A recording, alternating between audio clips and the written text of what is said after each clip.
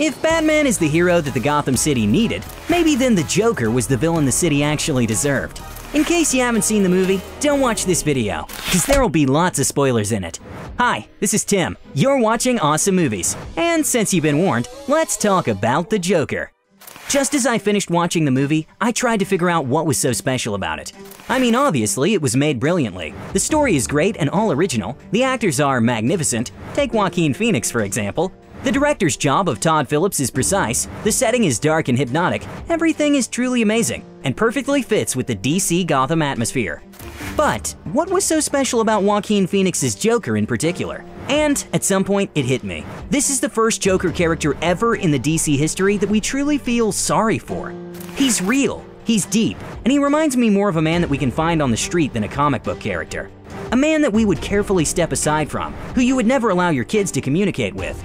And finally, Joaquin Phoenix's Joker is a man with a real name, Arthur Fleck. Joaquin Phoenix is one of the best actors of our day, and if he takes a part in a movie, you can be sure that there will be something special about it. Phoenix did some extensive research in order to prepare for his role. Yes, he even dived into some psychiatric research about uncontrollable laughs. I saw a video showing people suffering from pathological laughter, a mental illness that makes mimicry uncontrollable, Joaquin said. And yes, this disorder is actually real. Arthur Fleck shocks you from the very first seconds of the movie. He laughs uncontrollably in the most unsuitable moments you could ever think of. At a doctor's appointment, on a bus, at the subway, and even when he discovers the truth about his origins. His behavior is a mess.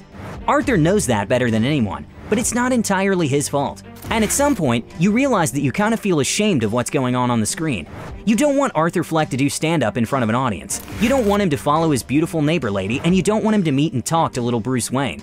Because you know, it most probably wouldn't end up well. But you can't help it. And this is why the movie is amazing. I think what's fun about this movie is it really keeps you guessing. You don't know what to expect, Phoenix told to Jimmy Kimmel. Another outstanding approach to his character was his dancing. Yes, this is the first Joker who dances, and boy, does he dance a lot.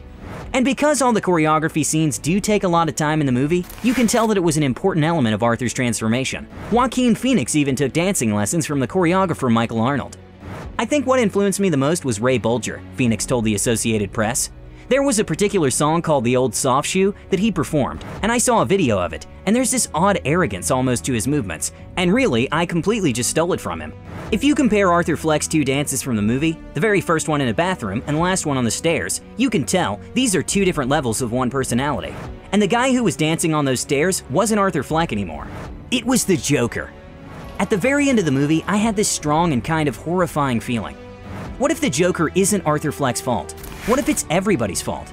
A brutal, tragic product of the world we're living in. Because if Batman is the hero that Gotham City needed, maybe the Joker was the villain the city actually deserved. Since the movie premiered at the Venice Film Festival, it received a lot of complaints. Some people called it too violent, some people even claimed it would be dangerous. There are even those who were protesting its screenings in theaters. The movie director Todd Phillips argued against all these statements in his recent interview with The Wrap. I'm surprised. Isn't it good to have these discussions about these movies, about violence? Why is that a bad thing if the movie does lead to a discourse about it? However, one of the main critiques that the creators received was the impunity of the Joker's murders. Because he did some insane, cruel things and nobody stopped him.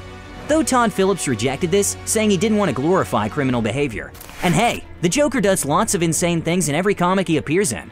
Check out the link on your top right. You'll find our video on the Joker's craziest techniques ever. And yet, the very ending of the film is pretty unclear. Was Arthur Fleck caught? Did he really kill the psychoanalyst and run away? Or did everything just happen in his head? And who was the second man running behind his back?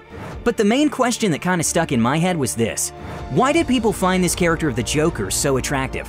Why is the psychopathy so attractive? Perhaps this is one of those shady brain regions some of us want to explore but are just too afraid to. And when we see someone else doing it on screen, someone fictional, we can't take our eyes off it. Maybe this is why the Joker is so popular in modern culture. Maybe this is why we need movies like this, and discussions around it. The more we talk about it, the less sensitive the theme would be. That's it for today, guys. Leave your thoughts about the Joker movie in the comments below. We would love to hear them. Subscribe to our channel, and as always, thanks for staying awesome.